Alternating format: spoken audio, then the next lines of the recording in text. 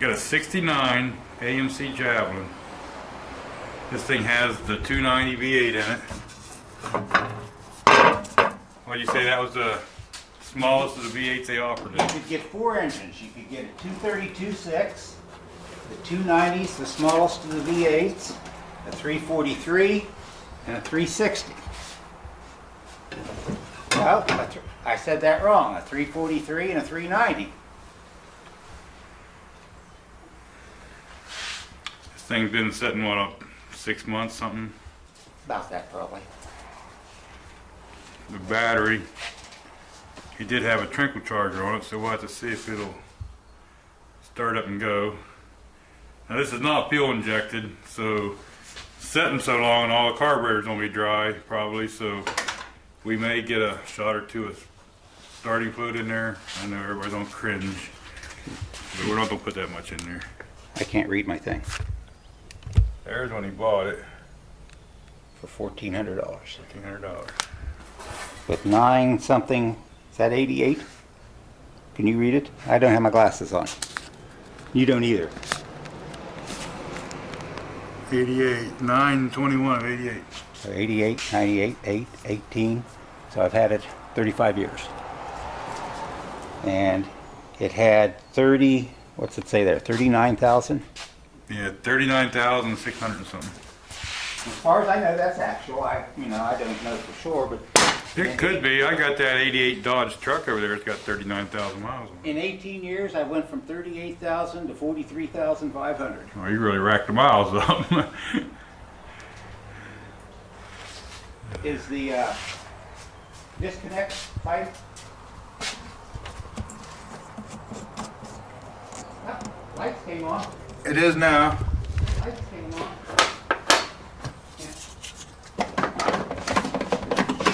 Give her a shot, Buzz.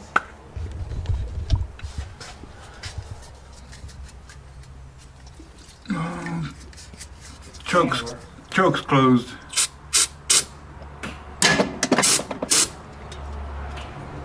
Nope. I heard it click. We're gonna have to do So we're gonna have to do something with the battery terminal probably. either that or put the charger on it a little bit. That sounded more like a hard hit connection maybe. Try that. The ground wire was a little loose. I guess I should open the garage door there too. Wrong thing now. No lights. Okay, so now we lost everything. So I'm gonna say something. We're gonna clean this terminal here. Still don't have any interior lights. No interior lights.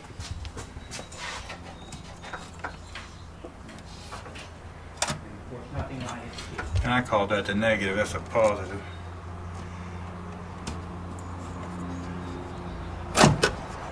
Negative wouldn't go to the... Well, the starter solenoid bar is loose too. See, this is loose. I heard the clock start. Yeah, so let me tighten this up. Nothing on the starter, huh? How come every job we get into, well, not everyone, how come what you think's going to be easy doesn't turn out that way? Sometimes. Oh, I see why. We got more loose connections here. So let me tighten this one up. No interior lights. No interior light, huh? That's clockworks.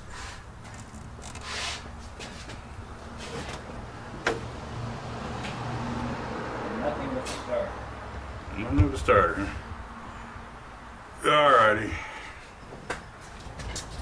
So what I did was I hooked a jumper cable to the ground, and I could have used a black one, but I didn't. And I hooked it to a bolt up here. I got lights. And what I'm doing, I'm trying to bypass the ground to see if this could be our culprit. Now see if it'll even crank over. He's got lights now. Well, but I heard the solenoid click, so we're better off than we was. So we're something in the ground side, I would say, so far. So let me take this terminal stuff off here and we'll get it cleaned up. Now you got these little quick disconnects. See that piece of plastic in there in between the two? That's what insulates them so that they don't connect each other. And then what happens is you have this stud here, all right? It goes into these threads right here. And when you back the nut up, it picks it up so it's not touching the center here. See how the hole's a little bit bigger than the plastic down below it? I don't know if you guys can see it or not. And then whenever you tighten this back down, you're already making contact with the threads on the bottom, and then it touches this flat spot here, right in here. And I don't think we're getting a good enough contact there. I cleaned it a little bit, but I got to do some more cleaning. But I want to clean there and the threads out a little bit, and this thing should work again. These are known for this. They'll get corroded a little bit, and they cause problems. But the good outweighs the bad, I think. Well, I can. No, couldn't do anything but that. Alright. So I tested this battery. And right here it says 550 cold cranking amps. I don't know if you can see or not. See, I tried to put the clamp right on the terminal itself. That way I'm not... Sometimes if you test a battery and you go to the outside of the terminal, you'll get a false reading, especially if there's any bad connection there. So I always try to go straight to the terminal. And when we did it, it says 68 cold cranking amps, 43.40 state of health 11%. So that's why we're not starting, more than likely, the battery. So what we're going to do is take this battery out of here, and we'll try charging it just one more time to see, and then I think I'll bring another battery over. We'll stick in here and just get it to run, so that way it gets all the oil lubrication splashed around. And then he's not going to drive it in the winter anyway, so then he can worry about a battery later. We'll crank over, we charge the battery up. No light. No light. You ready? Yep. Got a good oil, bright oil light. Alright. Okay, we'll try a different battery.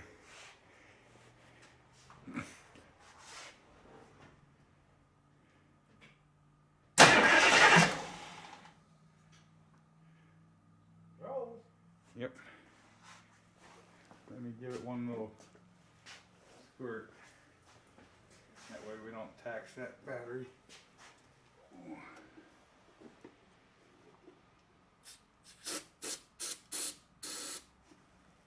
Okay.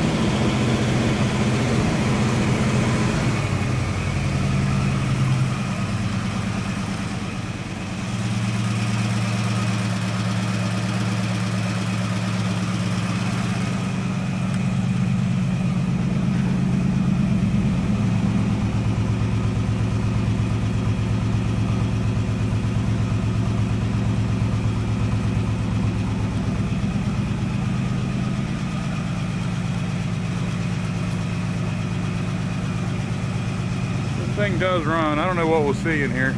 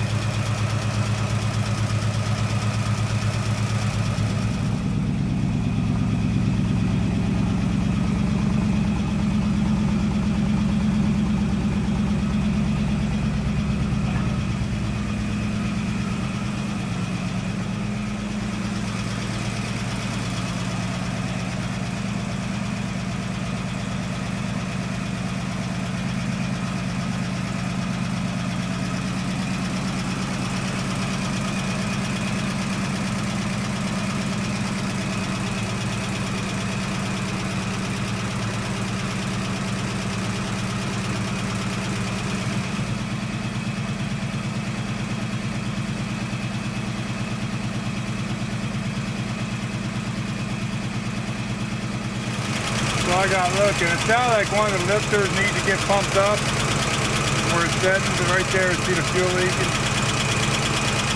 out of the accelerator pump. So, yeah, I need to do something about that before we run it much. That's the way to call the fire right there. That shouldn't be that bad of a carburetor rebuild. As I was sitting here watching it run, can you see that washer?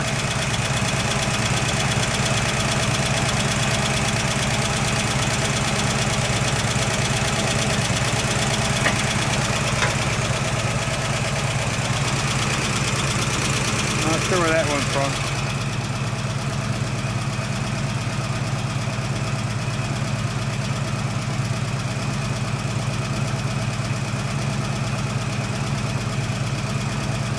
Starting to get a little bit warmer now. I'm going to have to shut it off soon with that gas running out there. Once it gets warm, I don't want that much gas running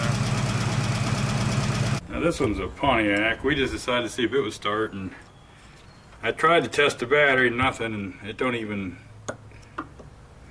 light up a test light. So we're battery poor here. Anyway.